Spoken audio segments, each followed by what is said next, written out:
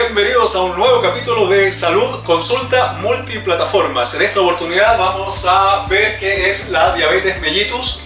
Vamos a decir primero que la diabetes mellitus tiene tres tipos: la tipo 1 o infanto-juvenil, la tipo 2, la que le da a los adultos, y la diabetes gestacional, que es la diabetes que las mujeres pueden hacer durante el embarazo. No en todos los embarazos, pero hay ciertas mujeres que hacen diabetes gestacional. Eso lo vamos a ir viendo en detalle con gráficas. También decir que la diabetes mellitus se define como el aumento de la glucosa en sangre, es decir, elevación de la glicemia. Estados de hiperglicemias sostenidos en el tiempo pueden llegar a causar el cuadro de diabetes. Decir también que los azúcares, y aquí cuando digo azúcar no quiero decir lo dulce, hay muchas cosas que son azúcares, que son carbohidratos, pero que no son dulces. Por ejemplo, el pan, el arroz, los fideos son alimentos que son carbohidratos, son azúcares y no son dulces. ¿Ya? Todos los azúcares se transforman, se degradan hasta su molécula más esencial, que es la glucosa, un monosacárido. Van pasando de trisacárido, disacárido, hasta llegar a un monosacárido, que es la glucosa. Y esta es la que se ocupa en las células para energía. Nuestro combustible, así como la benzina o el petróleo es de los motores, el combustible del cuerpo humano es la glucosa. Decir también que la glucosa pertenece a los nutrientes, es un nutriente esencial junto con los lípidos y las proteínas. En orden decreciente de aporte de energía al cuerpo humano, primero están los lípidos, que son los que aportan más energía en su degradación. Después tenemos la glucosa, que es la segunda que aporta más energía, ¿ya? Y después al final las proteínas, que aportan con poquita energía pero tienen otra importancia en la parte metabólica, estructural, enzimática. Miren, en la fisiopatogenia de la diabetes mellitus tipo 1, en la cola del páncreas, los islotes de Langerhans, específicamente las células beta, dejan de producir insulina. Por lo tanto, los pacientes se convierten en insulinodependientes. Principalmente son niños, jóvenes, infantos juveniles, que desde muy pequeños tienen que acostumbrarse a inyectarse insulina. Son insulinodependientes. La diabetes tipo 1 se caracteriza, como decíamos, porque en el páncreas se deja de producir entonces esta insulina. La insulina es muy poca, se activan los canales de glucosa, pero son escasos, por lo tanto la insulina no funciona y la glucosa se acumula en sangre. Ya miren, para entender qué es la diabetes mellitus, primero tenemos que entender por qué se pierde el equilibrio de la glicemia, de la glucosa, la cantidad de glucosa que hay en sangre. Por lo tanto, debemos ver el mecanismo de regulación de la glicemia en sangre, y esta la hace el páncreas. El páncreas es un órgano que está en la cavidad abdominal, es un órgano mixto, es decir, es exocrino y endocrino, y como endocrino juega un papel fundamental porque secreta dos tipos de hormonas, la insulina y el glucagón. Insulina y glucagón son las hormonas endocrinas que regulan el metabolismo de la glicemia, es decir, regulan los niveles de glicemia en sangre. Y estos son los que están alterados cuando hay diabetes mellitus. En la cola del páncreas existen unos tipos de células, beta y alfa, que son células que pertenecen a unos islotes que se ven ahí al microscopio, que se llaman islotes de Langerhans, por el apellido del señor que los descubrió. Y estas producen insulina y glucagón, ¿ya?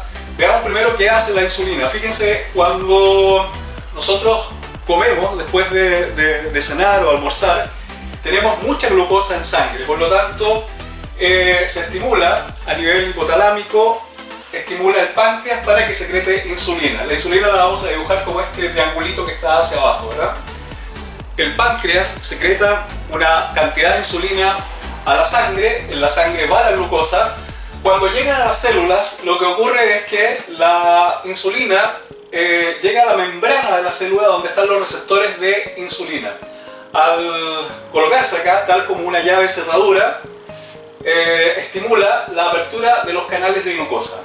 Si no llega la insulina, no se abren los canales de glucosa, por lo tanto podemos decir que la insulina es quien le abre la puerta a la glucosa para que entre. Después lo vamos a explicar con una gráfica, pero fíjense, ahí están llegando entonces los receptores, la insulina, los receptores, y aquí están los canales de glucosa.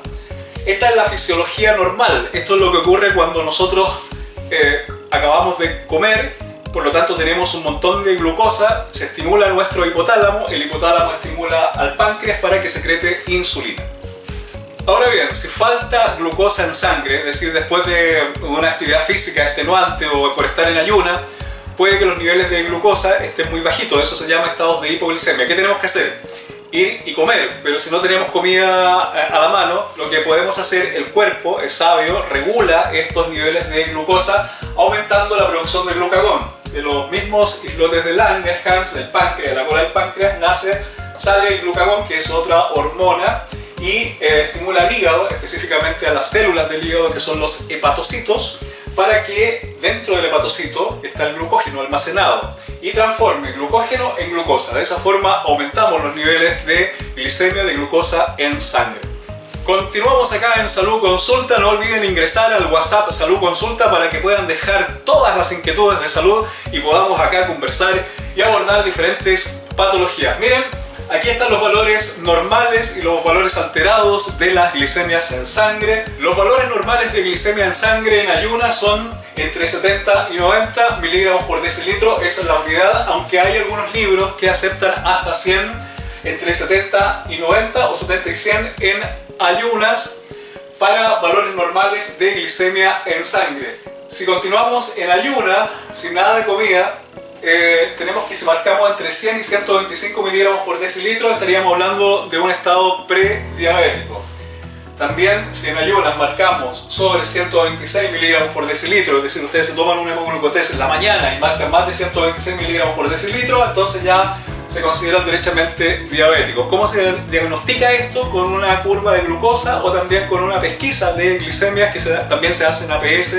¿Y qué ocurre posterior a las comidas? Por ejemplo, 2 horas después de comer, lo normal es marcar menos de 140 miligramos por decilitro. O sea, si ustedes marcan 130 miligramos por decilitro después de la cena o después del almuerzo, eso está normal. Tiene que ser menor a 140 miligramos por decilitro. Si ustedes marcan entre 140 y 199 miligramos por decilitro 2 horas después de las comidas, entonces estamos hablando de un estado prediabético, entre 140 y 199. Y si ustedes marcan después de comer, entre 2 horas después de comer, mayor a 200 miligramos por decilitro, entonces derechamente ya son diabéticos. Y bien, recuerden que durante el embarazo también se puede presentar diabetes gestacional, que es otro tipo de diabetes, sin embargo es un tipo de diabetes tipo 2 que afecta a los adultos. Fíjense que en este caso, que es un estado de hiperglicemia sostenido durante el tiempo del embarazo, una vez que termina el embarazo, se termina la diabetes de la mujer, los niveles de glucosa en sangre vuelven a la normalidad. Lo que ocurre es que la placenta empieza a secretar durante el embarazo unas hormonas, la LDH o lactato deshidrogenasa placentario, y la progesterona. La progesterona es un corticoide, por lo tanto el corticoide, todos sabemos que los corticoides producen neoglucogénesis, es decir, formación de nueva glucosa. El LDH también produce aumento de la glucosa en sangre. Esta condición puede dar origen a la temida diabetes gestacional. ¿Y cuál sería la clínica de la diabetes? ¿Cuáles serían los signos y síntomas que a uno lo alertan de que puede estar padeciendo diabetes? Fíjense acá, la polidipsia, es decir, mucha sed, pasar con sed, tener que despertarse en la noche a tomar agua, a tomar líquido porque tengo mucha sed, sin haber motivo, sin haber practicado un deporte, sin haberse deshidratado, sentir mucha sed. Eso se llama polidipsia. También el otro síntoma es la polifagia, es decir, mucha hambre. Hay gente que se despierta a las 3 de la mañana, va al refrigerador, quiere comer porque siente mucha hambre. A pesar de haber comido a su hora, de verdad, la cena, la última comida, igual necesita levantarse a comer. Polifagia. Entonces ya tenemos dos, polidipsia, polifagia, y tenemos la poliuria, es decir, orinar mucho, levantarse en la noche a orinar 2 o 3 veces. Es normal que la gente se levante a orinar cuando ha consumido mucho líquido, pero sin haber tomado tanto líquido igual requiere orinar, ir al baño. Esto es sinónimo de poliuria, lo que hace sospechar si uno tiene las 3 P. Cuando uno estudia esto, lo estudia con esta memotecnia, que son las 3 P: polidipsia, polifagia y poliuria. Mucha sed, mucha hambre y muchos deseos de orinar constantemente. A esta sintomatología, a esta clínica, signos y síntomas, se le puede agregar la neuropatía, ¿ya? Que es una alteración, un desgaste, una lesión de los nervios periféricos que hacen que uno pierda la sensibilidad. Por eso es que la gente diabética no se da cuenta cuando se hace una herida o cuando se quema en el invierno, el accidente de los guateros, y no se dan cuenta y se les forma esta herida y pueden pasar mucho tiempo sin darse cuenta, la herida se puede infectar y ahí viene el pie diabético, ¿verdad? Por las neuropatías, van perdiendo sensibilidad, ¿ya? Y también la retinopatía, es decir, afecta la retina, se van alterando esos fotorreceptores que tenemos en la retina, por lo tanto no está siendo bien nutrido porque hay alteración microvascular a ese nivel de la retina, por lo tanto esto puede terminar en ceguera. Así que la diabetes va haciendo que perdamos la visión, perdamos la sensibilidad de nuestro sistema nervioso periférico, y esta es la clínica primaria, que es la polidipsia, polifagia y poliuria. Los estados de hiperglicemia mantenidos en el tiempo pueden provocar daño micro y macrovascular, igual que lo hacía la hipertensión en el capítulo anterior. Cuando se mantienen los niveles altos de glucosa por unos meses no pasa nada, pero cuando esto se mantiene por años, 2 años, 5 años, 10 años, puede dañar los órganos, principalmente dañan las paredes del endotelio, la íntima de los vasos sanguíneos, y esto puede desencadenar coágulos. O sea, la diabetes sumada con la hipertensión arterial se va a potenciar y pueden aparecer un montón de enfermedades muy graves como accidentes cerebrovasculares, infarto agudo del miocardio, daños renal, nefropatías que pueden alterar el funcionamiento metabólico y hemodinámico del cuerpo.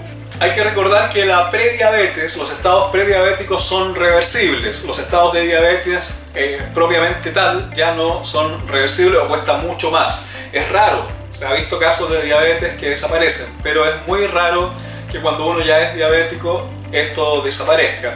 Por eso es importante bajar la ingesta de carbohidratos y aumentar la ingesta de frutas y verduras. Es lo que se recomienda para prevenir y también para revertir los estados prediabéticos.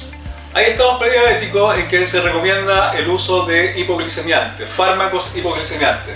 Ahora en el mercado existen muchos tipos de fármacos hipoglicemiantes de primera, segunda, tercera, cuarta generación, pero los más conocidos, los que se ocupan acá en Chile, que se dan en los consultorios en APS, son la metformina y la glibenclamida, que hacen lo mismo pero de distinta forma. Ocupan distintos mecanismos pero llegan a reducir los niveles de glicemia en sangre. La metformina es la pastilla gordita, la pastilla grande, y la glibenclamida es la pastilla más pequeñita que se recomienda muchas veces en estados de prediabetes. Ya cuando tenemos diabetes propiamente tal, tenemos que hacer hincapié en la dieta y también muchas veces metformina y glibenclamida de por vida, y finalmente en algún momento de su vida van a tener que llegar al uso de la insulina, la NPH y la insulina cristalina. Que la NPH es la insulina lenta y la insulina cristalina es la insulina rápida, que más se ocupa en hospitales que en la casa, ¿verdad? Hay mucha gente que se tiene que inyectar insulina y la que ocupa es la lechosa, la insulina NPH. La insulina se ocupa en reemplazo de los hipoglicemiantes. Muchas veces hay una combinación, también se deja alguna pastilla de metformina, hay gente que tomaba 3 metformina diarias, se deja una más la dosis de insulina, se calcula por su peso y el diabetólogo o el médico del CETFAM le indica entonces el uso de insulina para poder regular finalmente los niveles de glicemia en sangre. Esto ocurre a medida que los hipoglicemiantes ya no hacen el efecto deseado, y muchas veces la gente igual mantiene estos niveles altos de glucosa a pesar de estar tomando la metformina, la glibenclamida, y por lo tanto tienen que llegar al uso de insulina. Ok, amigos de Salud Consulta, lo dejamos hasta acá. Espero que haya quedado relativamente claro qué es la diabetes mellitus tipo 2. No olviden ingresar al WhatsApp Salud Consulta, donde pueden dejar todas las consultas, todas las preguntas sobre enfermedades, sobre procedimientos médicos que estaremos revisando acá en estas microcápsulas de multiplataformas. Salud Consulta multiplataformas. Hasta la próxima, que estén bien.